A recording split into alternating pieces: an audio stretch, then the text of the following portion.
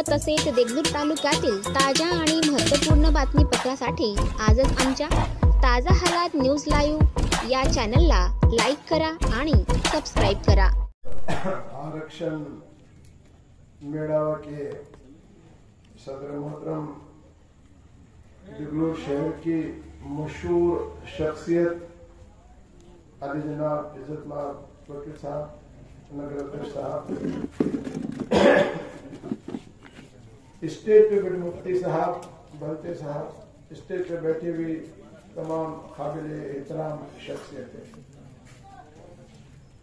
सबसे पहले मेरा मोहिउद्दीन वो मेरा एक कार्यकर्ता है, 21, 22, 23 साल से वो साथ में जुड़ा है। उसने ये प्रोग्राम रखा है अवेयरनेस बेदारी का, हक का मेड़ावे का। मैं उसको बहुत मुबारकबाद देता हूँ। उसके साथ साथ आप तमाम लोगों ने उसको साथ दिया, नगर अध्यक्ष साहब ने, नगर सेवक वगैरह सब। यहाँ हिंदू मुस्लिम का सवाल ही पैदा नहीं होता है। देखिए कल वो जो मेड़ावा हो रहा था ना नांदेड़ में, अभी जो हमारे केवानी साहब बोल रहे थे, उद्घाटन मेरे हाथ से हुआ है और वहां बहुत काबिल लोग आए थे, कर्मचारी संगठन के, एससी समाज के, बहुत मंत्रालय के अलग अलग लोग। और जितने लोगों को तो पता ही नहीं था कि मंडल आयोग है क्या, मंडल आयोग की लड़ाई किसने लड़ी, उस पर ही मेरे को उसने बात की है। और उतना हो गया कि एक आदमी था जिसने इसकी अच्छी बात किया है। उद्घाटन मेरे हाथ से था। तो यहाँ हिंदू और मुसलमान का कोई सवाल नहीं। मुसलसिल ये जब से रद्द हुआ, मेरे पूरे महाराष्ट्र के अंदर दौरे चल रहे हैं और सुबह से शाम तक बस यही एक फिक्र है और चल रही हो रही है। आरक्षण, रिजर्वेशन, सहूलतें, मुराद, आज इसी पे चर्चा है। मगर ये क्यों मिल रहा है, कैसे मिल रहा है, आज भी नहीं। जैसा मेरा मोहिउद्दीन ने बहुत बड़ी जिम्मेदारी डाली कि मैं तो सिर्फ ये जो हो रहा है, जो रद्द हुआ है, उसके ऊपर बोलने वाला था, मगर नहीं, कुछ बात अवेयरनेस की भी बोलो। हमारे लोगों को पता ही नहीं अभी भी ओबीसी के बारे में क्या है क्या नहीं है। ये एक बड़ी जिम्मेदारी डाली है तो उसको लेते हुए चलना पड़ेगा। वक्त भी बहुत ज्यादा हो गया। रिजर्वेशन ये कोई भीख और खैरात नहीं है, ये दस्तूर का दिया हुआ, कॉन्स्टिट्यूशन और घटना का दिया हुआ अधिकार है। डॉक्टर बाबा साहब अम्बेडकर जब हमारी घटना और दस्तूर बना रहे थे, उस वक्त एससी और एसटी, शेड्यूल ट्राइब और आदिवासी, जिनको हम कबाइल कहते हैं, और दलित समाज, इनकी व्याख्या, इनकी मालूमात, इनकी पहचान थी। और ओबीसी कौन होगा किसी को पता ही नहीं था। ये जो रिजर्वेशन मिल रहा है अभी समझ में नहीं आता। सब अलग अलग बातें करते हैं और सब गुमनाम करने वाली और बहकाने वाली बातें करते हैं। मुसलसिल मुझको आज 42 साल हो रहे हैं उस लड़ाई को लड़ने को। मैं भंते साहब को मुबारक देता हूं कि अगरचे ऐसे लोगों को, जिनको बहुत अभ्यास है, स्टडी है, हर आदमी को होना चाहिए। हमारा कॉन्स्टिट्यूशन क्या है, हमारा दस्तूर क्या है, हमारी घटना क्या है, हमारे अधिकारी हमको मालूम नहीं है तो हम हमारी लड़ाई कैसे लड़ें। घटना ने क्या अधिकार दिया है हमारे को, किसको दिया है। यहां धर्म के नाम पर नहीं, मजहब के नाम पर आरक्षण, रिजर्वेशन नहीं है और नहीं दिया जा सकता। बाबा साहब अम्बेडकर ने, डॉक्टर साहब ने बहुत अच्छी, और इसीलिए उन्होंने तरतूब की थी घटना में, कलम 340 को जिसको बोलते हैं। अभी जिम्मेदारी दीदी मुझे स्टार्ट से आना पड़ा है, फिर भी मैं इंशाअल्लाह ताला मुख्तसर में ये भी आपको मालूम होना चाहिए, उसके लिए मैं वहां पर चला जा रहा हूं। 340 में तरतूब की थी कि इनकी शनाख्त, इनकी पहचान नहीं है तो इसके लिए क्या किया जाए, तो कमीशन बनाया जाए। और वो कमीशन पूरा देश में फिर करके ओबीसी का आइडेंटिफाई किया। 340 कलम सदर जमहूरिया, जो प्रेसिडेंट ऑफ इंडिया होते हैं, उनको दिए गए थे पावर्स, और कमीशन बनाना चाहिए था। 1950 में कमीशन की घटना बनी और बहुत दुख और अफसोस के साथ कहना चाहिए था कि साल 2 साल में कमीशन बनना चाहिए था।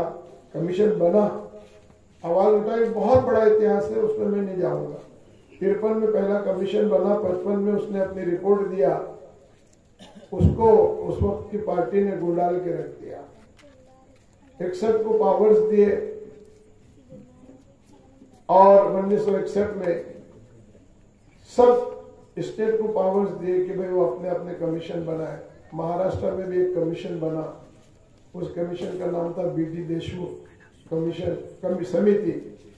1967 में उस कमीशन ने, उस समिति ने रिपोर्ट दी। उस वक्त भी आप लोगों को पता नहीं है कि जब 180 की लिस्ट उसने दी, कैबिनेट में रखी, तो बहुत विरोध हुआ। और किसने विरोध किया होगा वो आप समझ सकते हैं। सत्ता में कौन लोग थे आप समझते हैं, मिनिस्टर कौन थे आप समझते हैं।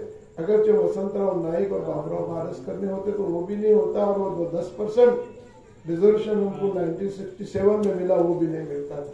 असल में मिलना चाहिए तो सेंट्रल गवर्नमेंट से जो कमीशन की मंडल कमीशन नाम का कोई है नहीं था, कमीशन बनाना था, वो काका कालेलकर का बना। और उसके बाद में ये गवर्नमेंट को बनाना चाहिए था, मैं बताया कि गुंडाल के रख दिया, उनको कुछ देना ही नहीं था, ओबीसी को लेना देना ही नहीं था। और फिर 1977 में 78 के अंदर जनता पार्टी की हुकूमत आई। उस वक्त मोरारजी भाई प्राइम मिनिस्टर थे और कर्पूरी ठाकुर बिहार के चीफ मिनिस्टर थे। उन्होंने जाकर के वहां रिजर्वेशन का, क्योंकि उन्होंने घोषणा पत्र में बात की थी कि हम कमीशन बनाएंगे। कमीशन बनाने से पहले कर्पूरी ठाकुर ने बिहार में 26% का रिजर्वेशन दिया, बड़ा विरोध हुआ। और विरोध होने के बाद मोरारजी को घोषणा करना पड़ी पार्लियामेंट में कि हम बनाएंगे। और मंडल कमीशन, मंडल बोले तो एक खासदार का नाम है बिंदेश्वरी प्रसाद मंडल, उसका सरनेम मंडल है, और उसी के नाम से कमीशन बनाया गया। उन्हें 78 में आया, 80 में उसने गवर्नमेंट को रिपोर्ट दी, उस पर इम्प्लीमेंट होना चाहिए था, मगर वो जनता पार्टी की गवर्नमेंट गिर गई और उसके बाद में फिर वापिस कांग्रेस पार्टी आ गई। उसको उस पर इम्प्लीमेंट अमल बजावनी करना चाहिए था, मगर उन्होंने नहीं किया। उसने नर्वस किया जब बिंदेश्वरी प्रसाद गवर्नमेंट और पार्लियामेंट की बात रखी कि हमने कन्याकुमारी से, हमने कश्मीर से कन्याकुमारी तक फिर करके व्याख्या कर, बड़ी मेहनत से ओबीसी समाज को मिलना चाहिए। अब 80 बोले तो 20 साल हो गए, 50, 60, 70, 30 साल हो, कुछ ही नहीं मिल रहा था हमको। 30 साल बनना चाहिए तो 2-5 साल में, 30 साल तक कुछ ही नहीं मिला जो डॉक्टर बाबा साहब अम्बेडकर ने। मगर हमें अवेयरनेस नहीं थी, हमको पता ही नहीं था, ओबीसी समाज सब सो रहा था। कुछ लीडर थे, उसकी लड़ाई लड़े थे, उसमें एक मैं भी था। 78 और 80 में, 78 से मैं ये काम कर रहा हूँ। मेरे गुरु कोई मुसलमान नहीं है, एक हिंदू समाज के थे जिनका नाम एडवोकेट जनार्दन पाटिल था, और वो सच्चा नेता था, ओबीसी की लड़ाई लड़ने वाला। उसने प्रेरणा दी कि शबीर भाई आप भी मुसलमानों में जाके काम करो, ये बहुत जरूरी है, आप मुसलमान समझते नहीं है। और मुसलमानों ने समझने की भी कोशिश नहीं की उसको। 78 में हम आए, 80 में जब मंडल कमीशन गया और जब नहीं लिए तो हमने आंदोलन शुरू किया। आंदोलन से भी नहीं हुआ तो हमने एक राष्ट्रीय पिछड़ा वर्ग बनाया। राष्ट्रीय पिछड़ा वर्ग बनाने के बाद में हमने एक बड़ा आंदोलन दिल्ली में कर्पूरी ठाकुर के नेतृत्व में, जगजीवन राम थे, चरण सिंह थे, सब शरद यादव थे, सब ने बहुत बड़ा कि भी पार्लियामेंट में लिया जाए। और फिर उसके बाद में बीएससी में 2.5 साल हमको और इंतजार करना पड़ा। कितना दुख की बात है। वजह यही कि हमारा अवेयरनेस नहीं, हमारे ओबीसी लीडर नहीं, हमारे आपको मालूम नहीं, और हमारे लोग आवाज नहीं उठाते। 30 साल तक भी हम सोते रहे, फिर भी नहीं हुआ। फिर पूरे देश में हमको आंदोलन चलाना पड़ा। कल भी मैंने बोला, लोलवाड़ा में प्रोग्राम रखे थे इन्होंने, वटीटीवार ने, मैं बोला बताओ आपने किसने मंडल की लड़ाई है? किसी ने मंडल की लड़ाई। ये लोग जितने भी आज जो लीडर फिर रहे हैं, ये सब पॉलिटिकली लीडर है और धोखेबाज लोग हैं, अभी भी धोखा देने वाले। इन्होंने कोई लड़ाई नहीं लड़ी। भुजबल साहब भी बोलते उन्होंने भी नहीं लड़ा, वो शिवसेना में थे, वो तो दुबई में जा रहे थे मंडल आए। उसके बाद में चरण लड़ाई किसने लड़ी? लड़ाई लड़ने वाले हम हैं। अब बहुत नहीं के बराबर में हमें नहीं। मैं एक आदमी था जो हमने लड़ाई लड़े, हम जेल भी गए। 60 खासदार हमारे साथ थे, रामविलास पासवान भी थे, बहुत सारे लोग पार्लियामेंट में आज हम बोलते, वो इतिहास ही नहीं मालूम। उस लड़ाई में शब्बीर अहमद अंसारी 78 से 80 से 40 से रात दिन लगा हुआ है। राष्ट्रीय पिछड़ा पूरे देश के अंदर एक अवेयरनेस पैदा की और एक जन जागृति की। ओबीसी समाज के लीडरों को हमने जगाया, उठाया, लाया और करने की कोशिश की। और 89 के अंदर जब वीपी सिंह साहब बने, बहुत लोगों ने मालूम कि वीपी सिंह के जमाने में मंडल आएगा, ऐसा नहीं है। तो डॉक्टर बाबा साहब अम्बेडकर ने 1950 में की भी है। आते आते 40 साल हो गए नवत तक, कोई हमको सहूलतें नहीं। आजाद हो गया हिंदुस्तान, 40 साल तक ओबीसी को पता ही नहीं, कुछ नहीं। यहां थी जो कुछ भी 1961 में जो संसद की बात थी, छोटी सी थी, कुछ भी नहीं, 10%। उसमें भी 1984 के अंदर लोग सुप्रीम कोर्ट में गए, पहला केस था सुप्रीम कोर्ट का। उस वक्त भी गवर्नमेंट ने हमारे साथ बदमाशी की। आर्थिक निकष जो आपकी बात चल रही, आर्थिक निकष पे DN बाबा साहब ने बहुत साफ साफ कहा कि सामाजिक और शैक्षणिक इसमें ही दिया जा सकता है, उसको आर्थिक जोड़ा जाता है। हमेशा गवर्नमेंट आर्थिक जोड़ती है, उस वक्त भी जोड़ी। 84 में भी एक सुप्रीम कोर्ट में केस हुआ, सुप्रीम कोर्ट ने किया, मगर हमारे लीडर सब सो रहे थे। 10 के बजाय 31 दो, मगर हमारे लीडर कहीं नहीं निकले, कहीं बोले नहीं, सब सो रहे। 30 साल हो गए, 40 साल हो गए। वीपी सिंह ने जैसे ही दिया, मंडल कमीशन के ऊपर इम्प्लीमेंट करना चाहिए था, उसकी गवर्नमेंट गिर गई। नरसिम्हा राव को उसके ऊपर अमलबजावनी करना चाहिए थी, उन्होंने भी नहीं किया, बदमाशी की। फिर आर्थिक निकष, फिर supreme court, as it is करना चाहिए था, नहीं हुआ। उसके बाद भी नहीं कुछ मिला। फिर सुप्रीम कोर्ट ने 92 में जजमेंट दिया कि नहीं होना चाहिए, 9 जजेस के जजेस ने, मगर उसने बहुत बड़ा नुकसान ओबीसी का किया। ये किसकी बदमाशी थी? अगर जो वो नहीं जाते तो जो आज हमारे को ये सारी चीजों की जो बातें, सहूलतें जो मंडल ने दिया था, कहां मिले? कुछ भी नहीं मिले, किसको भी नहीं मालूम। 3%, 4%, 5% भी नहीं मिल रहे, किसी को भी पता नहीं।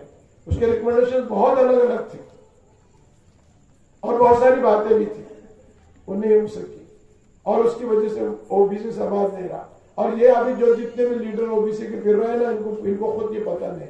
94 की जो बात करते हैं कि उस वक्त 94 में सुप्रीम कोर्ट ने डायरेक्शंस दिया कि भाई यहां पर इसका इंप्लीमेंट है। उस वक्त के वजीर आला जहां हमारे मुख्यमंत्री शरद पवार थे, सभी पार्टी के लोगों को उन्होंने बुलाया था मंत्रालय में, हम भी थे, हमने भी लड़ाई लड़े।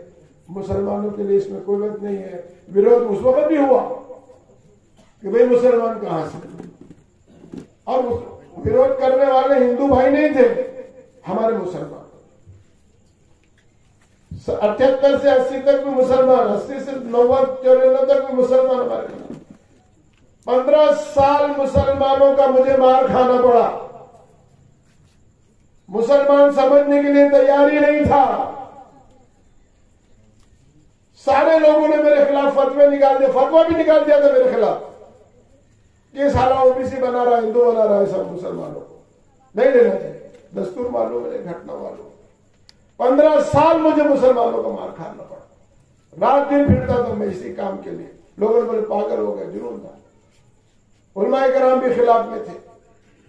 SIO जमात इस्लामी ने मेरे खिलाफ बड़े बड़े फतवे निकाल दिए, अरे गलत काम कर रहा है, बहुत कुछ गलत कर रहा है। हमने कहा कि भाई कौन सा गलत काम कर रहा है बताओ। तैयारी नहीं था मुसलमान ओबीसी अपने आप को कहने के लिए, समझने के लिए। हमने सबको बुलाया, स्टेज पे बुलाया, वली रहमानी साहब को बुलाया, मौलाना अरशद मदनी साहब को बुलाया, दिलीप कुमार साहब की जब बात किए तो 97 में हमने लखनऊ में एक बड़ा प्रोग्राम लिया था। उस वक्त पहली मुख्यमंत्री बनी थी मायावती।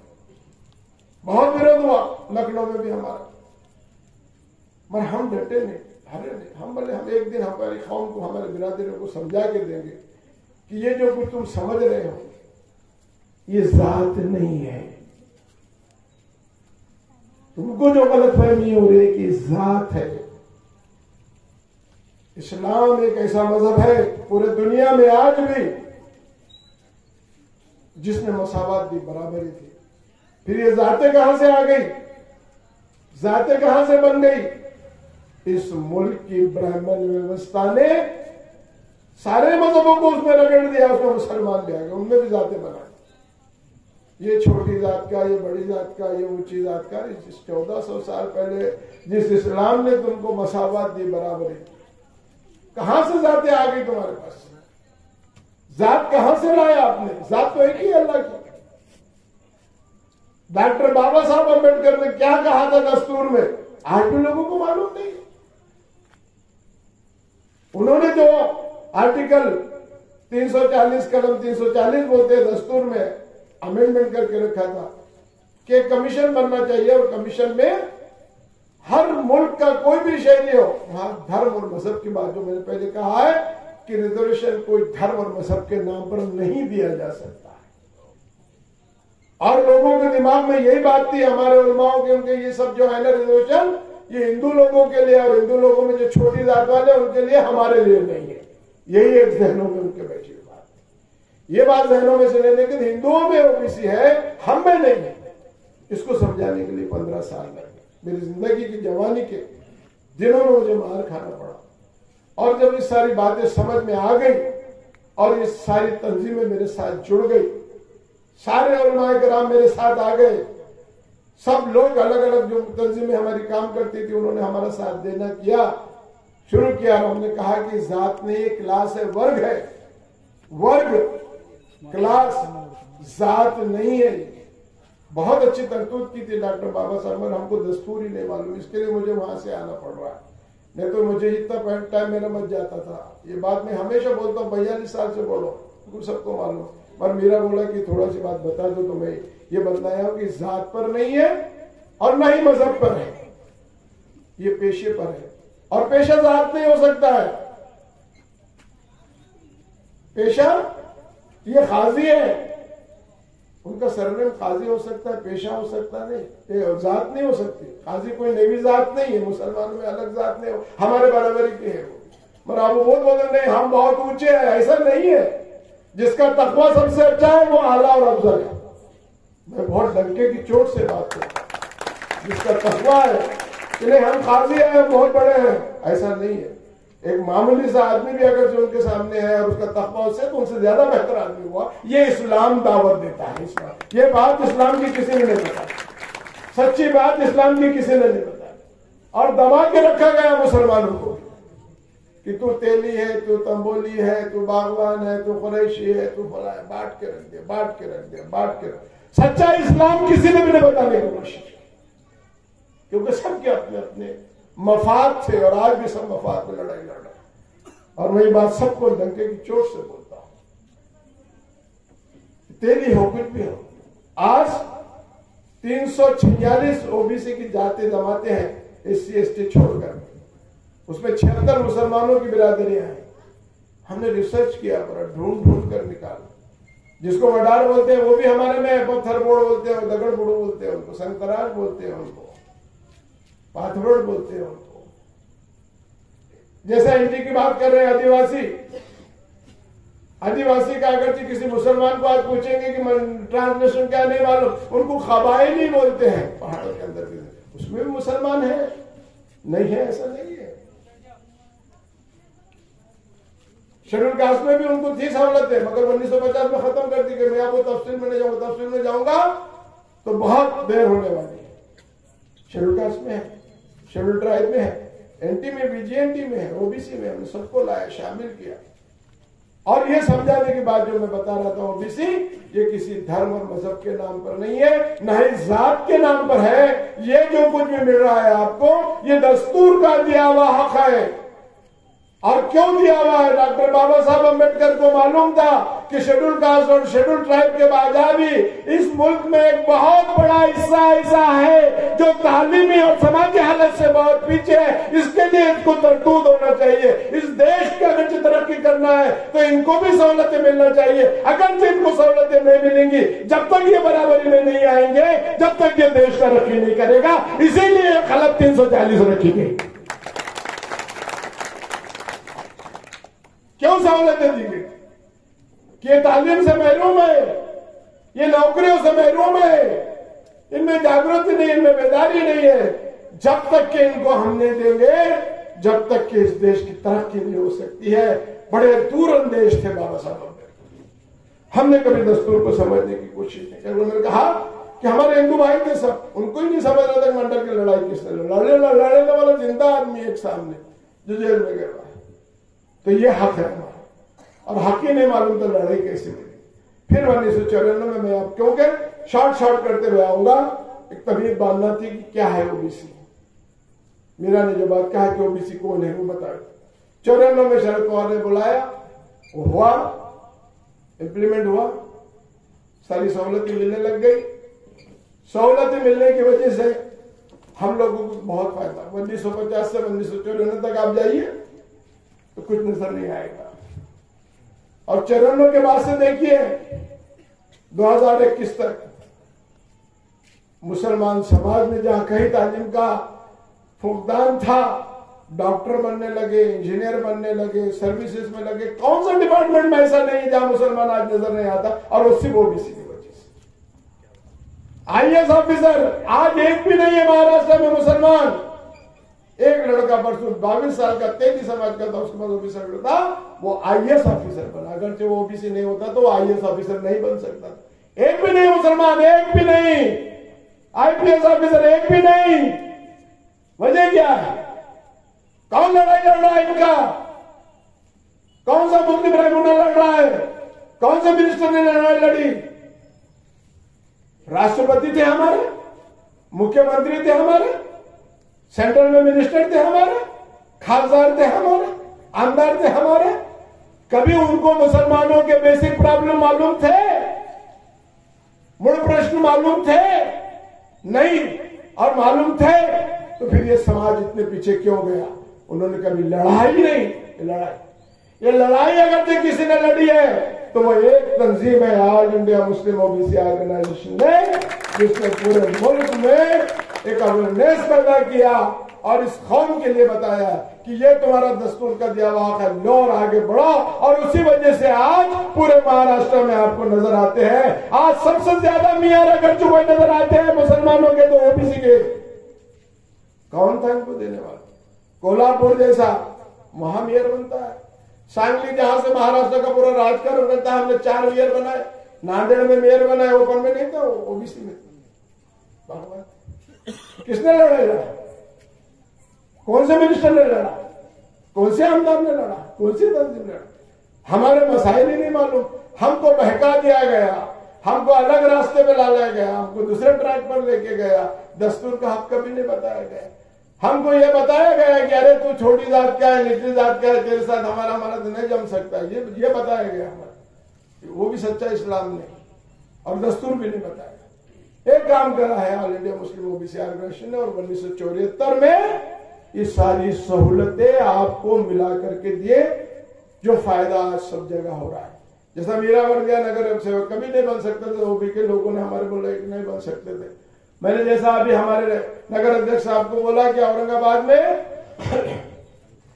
तुम्हारे ही समाज का आदमी, हमारा मुसलमान कबायली एंटी, हमने उसको सर्टिफिकेट बोला, तू है बना? नहीं, मैं नहीं आ रहा है, बना दिए।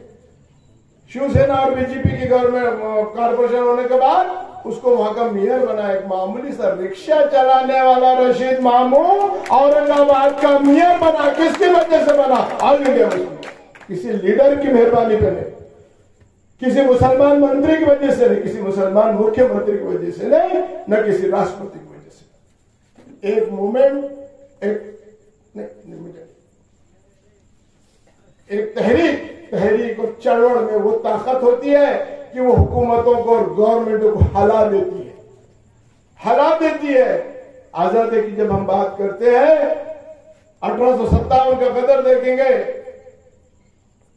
50,000 उलमाओं को फांसी दे दी गई आजाद कराने के लिए। तो क्या उनका हिंदुस्तान था कि नहीं? सब हिंदू मुस्लिम के लिए लड़ाई लड़ी गई थी, कुर्बानी दी। उसके बाद किसने मुसलमानों के बुनियादी मसाइलों के ऊपर आजाद होने के बाद लड़ाई लड़ी कि भाई तुम्हारे? सबने अपने अपने घर भर के ले लिए, जितने भी थे सबने, सब अपना अपना किया, और हम जाके वहां रह गए। आगे बहुत बातें थी, मगर मैं इतना टाइम नहीं और बोल नहीं सकता। सेहत भी मेरी उतना साथ नहीं दे रही आज। पता नहीं मीरा मुझे ने क्या खाना खिला दिया, तो मेरा आवाज में भी थोड़ा सा फर्क निकल रहा था। हमारे निजाम को बता रहा था मैं। तो इस 94 में पहली बार महाराष्ट्र में जीआर निकला, और वो जीआर भी आप समझ लो, कोई अधिकारी अगर जो बोलता है, क्योंकि ब्यूरोक्रेट्स बहुत परेशान करते हैं कि ये मुसलमानों को नहीं है, ये सिर्फ हिंदू का, ऐसा नहीं है। वो जीआर भी शरद पवार के वक्त भी हम पे बहुत मुखालिफत थी। सारे मुसलमान मिनिस्टर हमारे खिलाफ थे, सारे मुसलमान एमपी हमारे खिलाफ थे, मगर हम नहीं डरे। आपका साथ था, एक मूवमेंट, एक तहरीक थी। और उस वक्त हमने शरद पवार जैसे, याद रखो हमेशा के लिए, जितने भी ओबीसी के लोग हैं तो नहीं तो लिख के रख लो, अगर जो कोई अधिकारी बोलता है तो वो जीआर क्या था 7 डिसेंबर 1994 को, कि यापुढे कोणत्याही धर्माचा बंधन न लावता मुस्लिम सहित जे या परवर्गातील जात, आज मेरे को तो तुम्हें जात नहीं है, नहीं बोलना हमारे में जात ही नहीं है। हम बोलते नहीं सब जात है, मैं बागवान जात का हूं। अरे काय की जात लाया रे भाई, मैं कुरैशी हूं, मैं कुरैशी जात का, काय की जात है तेरी, वर्ग है, तेरा पेशा है, वो जात का ही बोला उसको, वो वर्ग है। वही जीआर हमने गवर्नमेंट से निकाला कि बिला इम्तियाज मजहब व मिल्लत, जो भी जुमरे में, जो भी इस कैटेगरी में आता है उसको सहूलत। अगर जो कोई अधिकारी बोलता है नहीं हिंदू में है, बता कहाँ है, तो ये सब ये और ये सहूलत है। और सहूलतें 1 2 3 नहीं है, सहूलतें बहुत है। क्या क्या सहूलत है 2 मिनट में बताते हुए मैं अपनी बात को आगे लेके चलूंगा। क्या क्या सहूलतें हैं, खाली तालीम में नहीं। जब आप आपके पास ये छोटा सा, हम जिसको कास्ट का सर्टिफिकेट बोलते हैं, आ जाता है टुकड़ा जरा सा है कागज का, 5 साल आपकी उम्र को बढ़ा देता है। अगरचे नौकरियों में और कहीं भी जगह में रिस्ट्रिक्शन आ जाता है कि 28 साल, 30 साल, 33 साल, ये सर्टिफिकेट अगर जो बता दिए तो 5 साल बढ़ गए आपके। पहला फायदा आपका, सबसे पहला बड़ा फायदा, 5 साल का आपको फायदा मिल जाता है। पहला नहीं, आप जनरल में खत्म हो गया मामला, एक बार खत्म। कोई भी टेक्निकल इंस्टीट्यूट हो, मेडिकल हो, इंजीनियरिंग हो, फार्मेसी हो, डी फार्मेसी हो, क्या भी हो, जितने भी है उसको में 27% का रिजर्वेशन है, और उसी वजह से सब लोग जा रहे हैं। 2, तीसरा, जितने भी अब जो हमारी बहनें हैं आज जो नजर आ रही हैं आपको, टीचर्स, वो डीएड में करके वो सब ओबीसी में लगे। ओपन में कुछ भी नहीं, ओपन में रहा ही नहीं, क्योंकि खत्म हो गया सब, पूरी बातें खत्म हो गई, वहां खत्म, सब बातें खत्म। सारी जितनी बहनें हमारी आज है डीएड में, वो नौकरियों पर लगी हुई। अगर ये नहीं चला गया तो कल तुम्हारे लिए वो भी खतरा है। चौथा, आईएएस, आईपीएस ओपन 1 बार दे सकता है, तुम 7 बार दे सकते हो, क्योंकि उनको मालूम है कमजोर आदमी। 7 बार आप अगर फेल भी हो गए, जितने महामंडल बने हैं आर्थिक, आपको कम से कम इंटरेस्ट पर 4% में, 4-6% में, 7%, 5 लाख से 35 लाख तक लोन। मालूम ही नहीं है तो हम लेंगे कहां से, दिलाने वाला कोई नहीं, सबको बता देता नहीं, सर्टिफिकेट ही नहीं मिलता है तो आगे की चीजें तो बहुत दूर की बात है।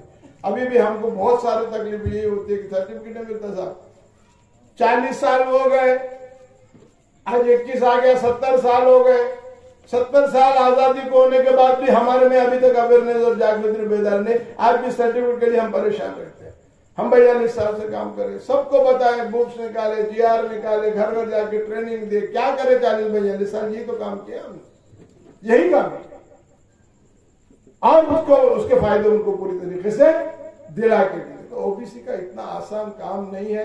और मैंने बोला हिंदू और मुस्लिम की लड़ाई है, और हिंदू मुस्लिम के साथ लड़के हमने पूरे महाराष्ट्र नहीं, पूरे देश में जो लड़ाई लड़े उसमें एक वाहिद शख्स जिंदा है, बहुत कम लोग सब मर गए। शब्बीर अंसारी है जिसने मंडल की लड़ाई लड़ी, जिसने मंडल का जो सहूलतें दिलाए, तो वहां हिंदू और मुसलमान का कोई सवाल ही पैदा नहीं होता है। यह हमको सोचने थे, जैसा बार बार बात हो रही थी कि हमको सबको एक साथ आना पड़ रहा है। सहूलतें अभी मिल भी नहीं रही थे, बता रहा मैंने कि 30 साल हो गए, 40 साल में, 40 साल के बाद नहीं हुए, अब 70 साल हो गए, अभी कुछ मिल रहा और कुछ नहीं मिल रहा, पूरा भी नहीं मिल रहा। बड़ा डर है ऊपर वालों को, बहुत बड़ा डर है। अगरचे इनका सही कुछ हो जाए तो हमारी खैर नहीं। भांते साहब ने एक बात बहुत अच्छी बोली, 1931 की बात करें, जनगणना की बात करें, जो अभी जात न्याय जनगणना की हम बात कर रहे हैं, आज भी लोगों को समझता नहीं, मालूम नहीं है। ब्रिटिश के जमाने में हुई थी, उसके बाद नहीं हुई। एससी की होती है, एसटी की होती है, हर 10 साल को होती है। एससी की होती है, एसटी की होती है, पेड़ों की होती है, घरों की होती है, घोड़ों की होती है, सबकी होती है। मगर हम मुसलमान ओबीसी, मुसलमान नहीं, हिंदू और मुस्लिम ओबीसी की गिनती नहीं करते। क्यों नहीं करते भाई? गधों घोड़ों की करते, तुम सबकी करते, हम इंसान नहीं है। हमारी 1931 से अभी तक हमारी जन्म, कोई लीडर हमारा, हमने लड़ते आ रहे हैं, चलते आ रहे हैं, मगर समाज उतनी जोर से साथ आता नहीं। आई आप लटकती हुई तलवार, और अगर वो आज भी नहीं जागेंगे तो जो रिजर्वेशन मिलता था वो खत्म होने जा रहा है और फिर कभी वापस आ लेने वाला। ये जाति जनगणना हमने एक लड़ाई लड़े 10वें और 11 में। गोपीनाथ मुंडे एक मर्द आदमी था, बहुत मर्द आदमी था, बीजेपी का था, मगर वो सब पक्ष को लेकर के साथ लड़ेगा। हला दिए थे हमने उस वक्त पार्लियामेंट को, शरद यादव, लालू प्रसाद, रामविलास पासवान, सारे लोगों को, मुलायम सिंह, सबको लेकर के पार्लियामेंट का घेराव किया 10 में और 11 में जात न्याय जनगणना थी और गवर्नमेंट को मजबूर होना पड़ा और डिक्लेयर किया। फिर गवर्नमेंट ने धोखा बोला, हाँ हम कर रहे हैं नहीं की। जो आज पॉलिटिकल डाटा की बात हो रही ना, ये धोखा है, ये भी धोखा है, ये भी धोखा। अभी भी ओबीसी को समझना नहीं पॉलिटिकल डाटा के बारे में, एकदम ढोंग है, ये ढोंग है, धोखा है। पेरिकल डाटा की जो बात करें उनको अभी भी समझ में नहीं आ रही। पेरिकल डाटा तो बहुत मामूली सी बात है, ये तो सुप्रीम कोर्ट का ऑर्डर है, आज ये तो कल उनको करना पड़ेगा। घटना का हक हमारा कोई छीन नहीं सकता है, और जानबूझ करके। और ये दोनों गवर्नमेंटें हमारे को बेवकूफ बना रही है, चाहे वो हो या वो सेंट्रल की हो कि स्टेट की हो। ये आज भी हम नहीं समझ पा रहे हैं। ये कहते हैं पेरिकल डाटा उनके पास है, वो बोलते हमारे पास नहीं है। ये बोलते हो गया था, ये बोलती है गवर्नमेंट बोलती 2011 में, हमारे 11 में हो तो तुम्हारी गवर्नमेंट में थी, तो 14 तक क्यों नहीं तुमने डिक्लेयर करे बाबा? काय को दबा के रखे थे उसको? हाँ, 14 तक तो तुम्हारी गवर्नमेंट थी ना, फिर कहां दबा दिए तुमने? कुछ तो होगा तुम्हारे पास रिकॉर्ड। अरे करे ही नहीं। जात न्याय जनगणना की बात है, पॉलिटिकल डाटा की जो बात करते हैं, अभी घटना की अभी भी हमारे हिंदू मुस्लिम मुसलमानों में तो बहुत कम ओबीसी के लीडर है, पर हिंदू ओबीसी के बड़े बड़े लीडरों को आज भी वो नहीं मालूम है, वो भी धोखा खा रहे हैं। कल भी मैं प्रेस में, परसों भी सब मेरा प्रेस में बहुत जोर से आ रहा है मामला कि दोनों भी धोखा दे रहे हैं, दोनों बदमाश है, दोनों नहीं चाहते। वजह ये है कि जिस दिन भी जात न्याय जनगणना हो जाएंगी इस मुल्क में एक नई क्रांति पैदा होगी, नया इनकलाब आ जाएगा। क्योंकि सारे एमपी हमारे रहेंगे, सारे आमदार हमारे रहेंगे, गवर्नमेंट हमारी रहेंगी, प्राइम मिनिस्टर हमारा रहेगा, मुख्यमंत्री हमारा रहेगा। ये कभी भी नहीं हो सकता मेजॉरिटी हम लोग, इसमें कोई शक नहीं। इसके लिए जानबूझ करके जात न्याय जनगणना नहीं की जाती। भाई क्या बात है, ये जात न्याय जनगणना क्यों नहीं की जाती है? ओबीसी की मर्दमशुमारी क्यों नहीं की जाती है? सबकी होती है, मैं बोला इसकी क्यों नहीं होती है? उनको मालूम है जिस दिन हो जाएगा, एससी को फंड है, शेड्यूल ट्राइब को फंड है, ओबीसी को नहीं है। 35 करोड़, 35,000 करोड़, 38,000 करोड़, और हमारी आबादी 52 है। हमारे को 1,500 करोड़ रुपया मिलना चाहिए। हमारे बच्चों को मुफ्त तालीम नहीं है, उनके बच्चे सब जाते हैं बाहर पढ़ते हैं, फ्री तालीम है। और हमारा बजट अगर हमारी जनगणना होती, हमको आज वो रोक दिया जाता है कोई तुम्हारी जनगणना नहीं तो कहां से बजट देना? बजट ही नहीं। बजट होता तो स्कॉलरशिप मिलती, मुफ्त तालीम होती। जाओ तुम्हारे बच्चे को जब पैदा हुआ तो चाहे वो अमेरिका में तक क्यों जाके पढ़ता है, फ्री तालीम दी जाएगी। वो पैसा हमको मिलने वाला था, वो नहीं मिल रहा है, नहीं मिल रहा। इसके लिए हमारे लोग आज पीछे, आज सब लोग हम पीछे क्यों? हमारे बच्चे को पैदा होती साथ इतना बड़ा बजट है कि हमारे बच्चे को फ्री तालीम। आज हम डॉक्टर क्यों नहीं बनाते? आज क्या भाव चल रहा है, क्या रेट चल रहा है? एससी एसटी के लोगों को है नहीं, उनके लिए तो है पूरी, फिर ओबीसी को क्यों नहीं? जब बाबा साहब ने तरतूद रखी थी, इसकी लड़ाई कितने लोग लड़ते हैं? 70 साल हो गए। जात न्याय जनगणना क्यों नहीं होती? फिर ओबीसी समाज क्यों नहीं आता सामने, क्यों नहीं लड़ता? क्योंकि ये पॉलिटिकली लोगों को मालूम है कि ये नहीं करना, ये करेगा तो ये सब लोग तो अब बन जाएंगे, ये आमदार बन जाएगा, ये खासदार बन जाएगा, हमारे नगर अध्यक्ष खासदार बन जाएंगे, हो सकता है कल सेंटर में मिनिस्टर बन जाएंगे। नको ओबीसी के लोगों को कहीं भी मत आन दो, कहीं भी मत जान दो, करने ही मत दो, मरने दो इनको। ये भी वही कर रहे हैं और वो भी वही कर रहे हैं। आज भी धोखा है। एम्पिरिकल डाटा की बहुत बड़ी बात नहीं है। गवर्नमेंट अगर जो दिल पे ले लिए, आज ये मागास वर्ग आयोग को पावर्स दिए गए हैं, ये 15 दिन में, महीने के अंदर एम्पिरिकल डाटा दे सकते हैं।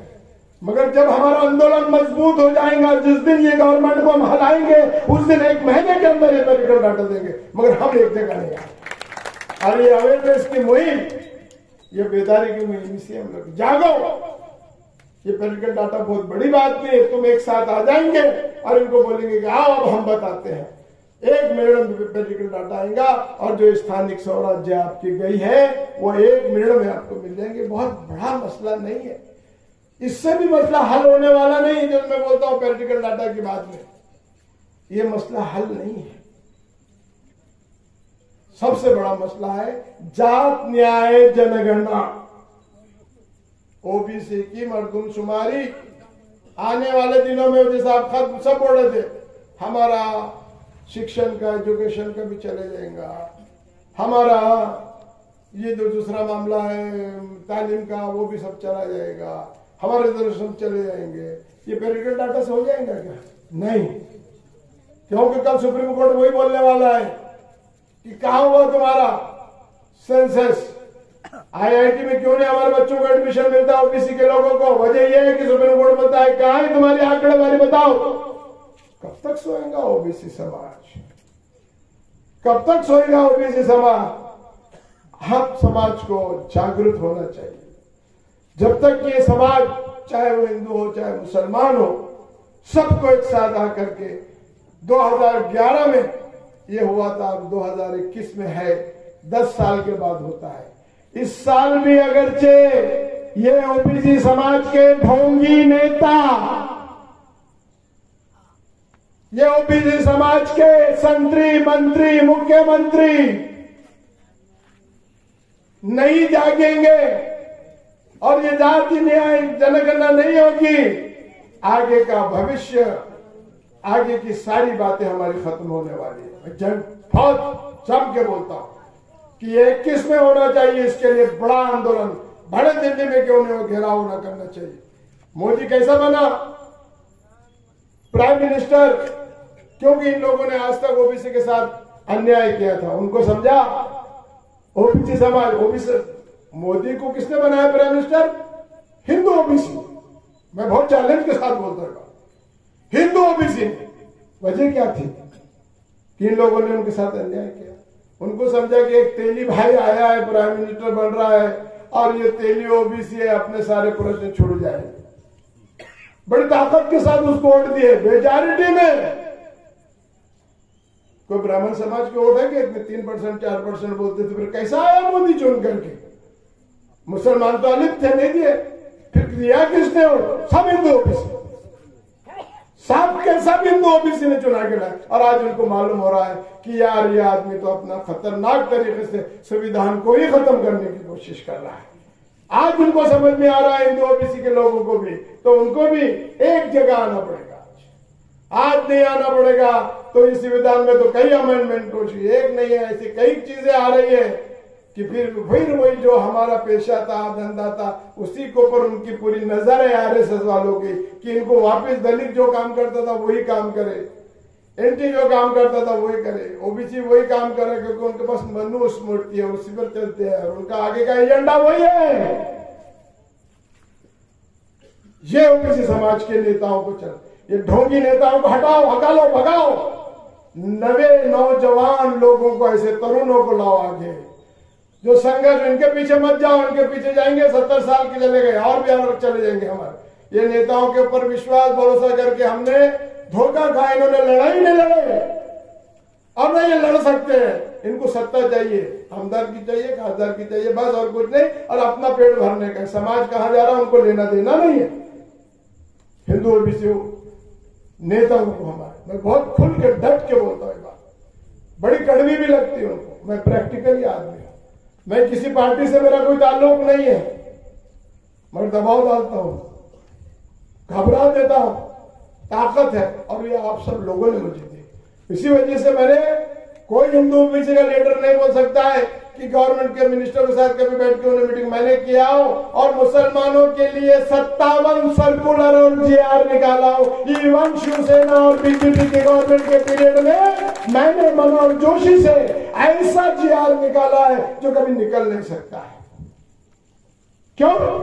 एक ताकत थी आप लोगों की सबको मेरे लिए, एक बड़ी तो उनको मालूम थी कि हला देने वाला आदमी। मैं बताया ना कि सत्ता से ज्यादा ताकत मूवमेंट में चढ़वड़ में होती है, और चढ़वड़ को हम फेंक दिए निकाल करके हम सत्ता वालों के पीछे पीछे जोरजोरी करते फिरते हैं कि मिलेगा कुछ तो भी देगा, कुछ तो भी देगा, कभी भी नहीं। ये हाथ जो हालत हो गई है ना, बातें बहुत अच्छी थी, मुस्लिम रिजर्वेशन के ऊपर भी मुझे बोलना था मगर वक्त नहीं है, नहीं तो उसके बारे में भी जो जहनों में हमारे बिठा दे रहे हैं। असल लड़ाई लड़ना है वो लड़ाई मत लड़ो, तीसरी लड़ाई लड़ो, बस जो मिल रहा है वो मत जाने दो। असल लड़ाई लड़ने नहीं देते हमारे को, कहीं ना कहीं नई नई चीजें लाते थे, कहीं फसाद कर देते, कहीं शाबानो ला लेते हैं, कहीं ये ला लेते हैं, कहीं वो ला लेते हैं, कहीं वो ला लेते हैं, कुछ ना कुछ नई चीज लाके खड़ा कर देते कि असल लड़ाई जो हम हमारा हक दस्तूर का घटना का दिया हुआ है वो छोड़ दे और बाहर आ जाए। हिंदू मुसलमानों में झगड़ा, जात में झगड़ा, फला में झगड़ा, इसमें झगड़ा, उसको सब कुछ छोड़ना पड़ेगा। जैसे सबने कहा कि कुछ नहीं है हिंदू मुस्लिम कुछ नहीं, हमको सबको एक जगह होके ओबीसी बोल के एक लड़ाई लड़ना पड़ेगा। तो जब और जब क्रांति नहीं आती है इस मुल्क में, क्रांति लाना पड़ेगा। ये बदमाशों को बिठा के कुछ मिलने वाला नहीं, ये भी वही करने वाले हैं। नई पीढ़ी को आना पड़ेगा, नए लोगों को आना पड़ेगा जिनमें तड़प है अपने कौम को देने के लिए, जिनके पास कुछ है कि नहीं हकीकत में, जो सोचते हैं कि मूल प्रश्न, बेसिक प्रॉब्लम, बुनियादी मसाइल, हमको बुनियादी मसाइल नहीं मालूम, मूल प्रश्न मालूम, हमको कुछ मालूम ही नहीं। तो ये चीज के लिए आज में जो मेरी बेदारी मुहिम चल रही है, एक जैसी कंटिन्यू। ये बात सच किसी ने कहा है कि जब सुप्रीम कोर्ट का फैसला आया तो सारे के सारे हिंदू ओबीसी लीडर सो रहे थे। पहला आदमी था शब्बीर अहमद अंसारी जिसने प्रेस कॉन्फ्रेंस लिया और प्रेस में भी आया और वार्निंग भी दिया गवर्नमेंट को कि जब तक के ये स्थानिक स्वराज्य के इलेक्शन आप कोर्ट में पॉलिटिकल डाटा नहीं देते, जब तक हम होने नहीं देंगे। और जब तक गवर्नमेंट ने लेना नहीं, उसके बाद फिर सब बोलने लग गए, अरे यार वो तो अंसारी बोल रहा है, फिर सब बोला नहीं हम नहीं होने देंगे, हम नहीं होने देंगे, होने नहीं देंगे। और वक्त आएंगे तो बोलेंगे अरे होने दो जान दो यार, देखेंगे आगे। ऐसा ही तो हुआ, मतलब आज भी वही धोखा, ढोंग कर रहे, ढोंग, ये दोनों पार्टियां ढोंग कर रहे। 70 साल नहीं दिए, अब क्या देने वाले हैं भाई? फिर कब तक विश्वास करेंगे इनके ऊपर? देख लो कौन से समाज में काम करने वाला हिंदू ओबीसी लीडर अच्छा है, सही है, उसको लो, उसको लाओ आगे, इनके पीछे मत फिरो। यही बेदारी मुहिम करते हुए मैं हर जगह, कल फिर मेरा नांदेड़ में, परभनी में, अभी 8 जिले में कंटिन्यू में फिर रहा था। मैं नासिक में था, नगर में था, अभी मेरे को खानदेश में जाना है। रत्नागिरी के लोग बहुत बुला रहे हैं। मालूम है कि शब्बीर अंसारी अवेयरनेस पैदा करता है, हिंदू मुस्लिमों को जोड़ता है, एक जगह लाता है। मैं बता दें कि मेरा गुरु कोई मुसलमान नहीं है, एक हिंदू है जिसने प्रेरणा दी कि जाओ तुम्हारे समाज में काम करो, तुम्हारा समाज बहुत पीछे है, वो दस्तूर को नहीं जानता है, वो घटना को नहीं जानता है, वो घटना को नहीं जानता है, उसको समझाओ।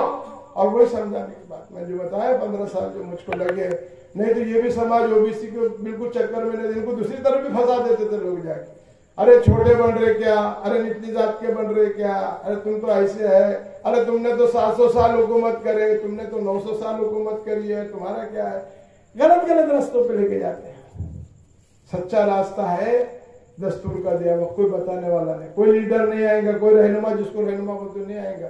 हम तंजीम के लोग जो हमारे साथ, मेरा 21-22 साल से मेरे साथ काम कर रहा है, हिंदुस्तान के कोई भी कोने में, दिलीप कुमार जैसा आदमी 14 साल हमारे साथ काम किया, मंत्रालय में आता था। क्यों आता था? उसको मालूम है कि ये लड़का जो काम कर रहा है मुसलमानों के बेसिक बुनियादी मसाइलों को लेकर काम कर रहा है, इनके तालीम और इनके नौकरियों को लेकर काम कर रहा है। इसके दिलीप कुमार 14 साल मेरे साथ थे, 14 साल मेरे साथ। और यही वक्त हमने लाया जब आपने हमको ताकत दी ना। मेरे जो सत्ता की ताकत है, 2 मिनट में बात करके अपनी बात को खत्म करूंगा। 99 में हमारी ताकत को देख के जो कांग्रेस पार्टी है ना, 150 साल का इतिहास है, तारीख है, कभी किसी से अलायंस नहीं करी थी। उठा के देखो इतिहास, पहली बार उन्होंने हमको बुलाया, सोनिया गांधी ने, और हमारे साथ अलायंस किया। बोला नहीं, उनको डर लगने लगा कि अगर ये संगठनों को हमारे साथ नहीं किसी के साथ चल जाएंगे तो फिर कांग्रेस की नैया डूब जाएंगी। और हुआ यही, बुलाए, हमको टिकट दिए, 5 टिकट मिले, 3 आमदार बने, 2 आदमी बहुत माइनर, जैसे लियाकत अंसारी परवानी का बहुत माइनर उनको से गिर गया, लगा अरे नहीं। तो ये होती है चढ़वड़ में ताकत, ये होती है मूवमेंट में ताकत। गवर्नमेंट को हिलाने की ताकत मूवमेंट और चढ़वड़ ही रख सकती है। और आज तुम सब लोग एक साथ हो जाएंगे, जो मैं अवेयरनेस कर रहा हिंदू मुस्लिम, हम 52 से 60% के हैं और दलित समाज और एंटी समाज मिला करके वो 21% हो गए, 60, 70, 80 हम कहां चले जा रहे हैं। अगर एक साथ आ जाए तो इस देश का नक्शे बदल जाएगा, नक्शे बदल जाएगा। नहीं, आज देखिए ये गवर्नमेंट जिसको हमारी बोलते हैं, एमपीएससी के लिए मैंने बोला था बोर्ड के अंदर मेंबर के लिए एक माइनॉरिटीज का ले, एक ओबीसी का ले। क्या हुआ, गवर्नर कल दस्तखत करके गवर्नमेंट ने क्या करी, 4 नाम देना चाहिए था, 7 एक जमाने से एमपीएससी का बोर्ड ही नहीं है, लोगों को मालूम नहीं। मैंने देखा नाना पाटोले को वार्निंग दे के आया, बोला नहीं हम देंगे। क्या हुआ रिजल्ट, 3 नाम दिए उन्होंने, सिर्फ 3 नाम गवर्नमेंट ने भेजी। किनके भेजे, तीनों के तीनों मराठा, एक ना ओबीसी ना एक माइनॉरिटी। ठीक है, शिवसेना ने मराठा दी, तो राष्ट्रवादी कांग्रेस जो हमारी गुण गाती है तो उसने तो ओबीसी की रोना रोती है तो उसने तो देना था एक ओबीसी का। कांग्रेस जो अल्पसंख्यक मुसलमानों का रोना रोती थी, एक मुसलमान का तो नाम देना चाहिए था। क्यों नहीं, मालूम है कौन है अपने का क्या बिगाड़ देने वाले मुसलमान। तुम जब मजबूत हो जाओगे कि साला हम तुम्हारे को बैठने नहीं देंगे, तो 3 मराठा क्या उसमें से सबको ओबीसी और एससी आते थे, एक भी नहीं, कोई भी नहीं। एमपीएससी में अब जो कुछ भी होगा वही करेंगे, हमारा क्या है, हमारे बच्चों का क्या होने वाला है, कुछ भी नहीं होगा। तो ये हमको करना होगा और इसी बेदारी के लिए मैं यहाँ आया हूँ। मैं दिगलूर शहर के तमाम लोगों को बहुत मुबारकबाद देता हूँ, बड़ी संख्या के साथ आज आ पाए। मेरे हिंदू भाइयों को भी, मेरे हिंदू ओबीसी भाइयों को भी, वो हमारे भाई है, वो हमारे भाई है। हम जो पेशा करते वो पेशा करते, इस देश के रहने वाले, इस मुल्क के रहने वाले, हम भाई भाई है।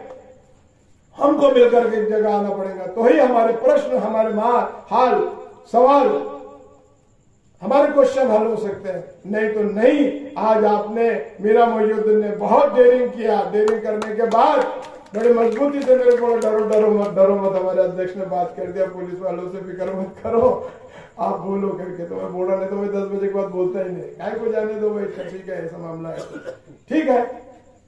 आप लोगों ने सबने साथ दिया, ये आज नहीं, अब इसके आने वाले दिनों में, जब अगरचे हमको हमारा रिजर्वेशन बरकरार रखना है, ये सब कुछ हमारे बच्चों का आने वाला हमारा हो गया, नौजवान पीढ़ी को अगरचे हमको कुछ देना है, नहीं तो खत्म करने वाले। बोला ना कि मनुस्मृति आने वाली है, फिर हमारे पेशे हमारे हाथों में आने वाले हैं, फिर हम गुलाम बनने वाले।